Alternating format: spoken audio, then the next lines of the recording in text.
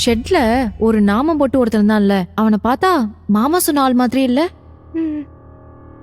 எதுக்கு இது? ம். ம். 3 பேரு. ம். ம். நான் பேசணுமா? ம். எப்படிம்மா? ம். புரியுது. நீ பேப்பர்ல காட்டுறத பேசணும். ஆனா பயத்துல ஏதாவது உளறிட்டனா?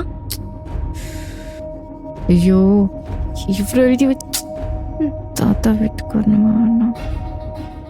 நீ காட்டுறத பேசணும், அவ்வளவுதானே? ம். போனை போடு.